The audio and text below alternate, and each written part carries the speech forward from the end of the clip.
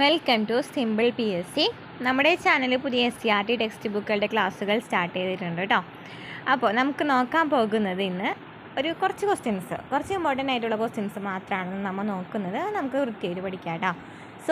സോഡയിൽ അടങ്ങിയിരിക്കുന്ന ആസിഡ് ഏതാണ്? ഹൈഡ്രോക്ലോറിക് ആസിഡാണോ, കാർബോണിക് ആസിഡാണോ, അസിറ്റിക് ആസിഡാണോ, ഫോസ്ഫോറിക് ആസിഡാണോ?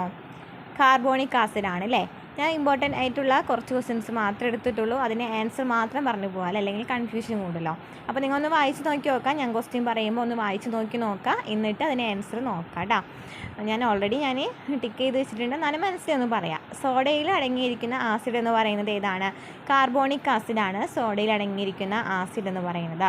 സ്വദേശി പ്രസ്ഥാനത്തിൻ്റെ ആശയങ്ങൾ പ്രചരിപ്പിക്കുന്നതിനായിട്ട് ആരംഭിച്ച പരമ്പരാഗത നൃത്തനാടക രൂപമാണ് ജാത്ര. സ്വദേശി പ്രസ്ഥാനത്തിൻ്റെ ആശയങ്ങൾ പ്രചരിപ്പിക്കുന്ന